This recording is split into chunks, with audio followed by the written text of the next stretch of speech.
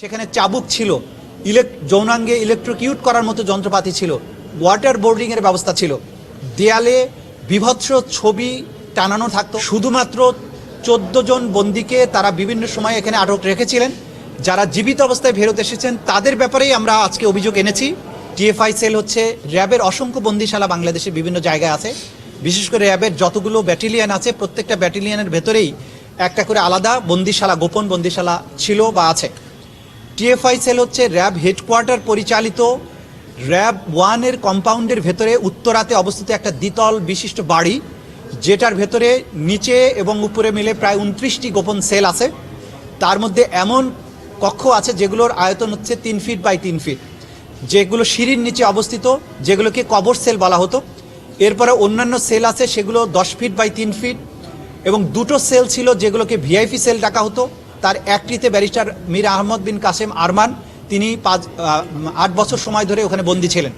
এবং সেখানে এই বন্দিশালায় দুটো ডেডিকেটেড টর্চার রুম ছিল যেগুলো সাউন্ড প্রুফ ছিল। সেখানে নানান ধরনের টর্চার ম্যাটেরিয়াল দিয়ে সাজানো ছিল। সেখানে ছিল বৈদ্যুতিক ঘূর্ণায়মান চেয়ার, যেখানে আসামিকে বসিয়ে হাত পা বেঁধে বৈদ্যুতিক চেয়ারটাকে দ্রুত বেগে ঘোরানো হতো এবং তার ফলে বমি করে ফেলতো বা তার মগজের মধ্যে এমন কিছু প্রতিক্রিয়া হতো এরপরে আর কখনো সে সুস্থ স্বাভাবিক আচরণ করতো না। সেখানে ছিল স্টিলের মইয়ের মতো বেড সদৃশ এক ধরনের যন্ত্র, যেটার সাথে হাত পা বেঁধে ঘড়ির কাঁটার উল্টা দিকে যেভাবে ঘোরানো হয় সেরকম করে ঘোরানোর ব্যবস্থা ছিল। সেখানে চাবুক ছিল, যৌনাঙ্গে ইলেকট্রোকিউট করার মতো যন্ত্রপাতি ছিল, ওয়াটার বোর্ডিং এর ব্যবস্থা ছিল, দেয়ালে বিভৎস ছবি টানানো থাকতো। অর্থাৎ বন্দীদের অনেকের হাত পা কেটে সেগুলোকে ছবি তুলে সেই ছবিগুলো দেয়ালে টানানো থাকতো। একটা ছবি ছিল এরকম যে সেই একজন আসামির 2 চোখ উপড়িয়ে ফেলা হয়েছে, মুখের গালের মাংসগুলো খাবলে তুলে ফেলা হয়েছে, পেট কেটে ভুঁড়িগুলো বের করে ফেলা হয়েছে। এমন বিভৎস ছবি দেয়ালে টানিয়ে রাখা হতো।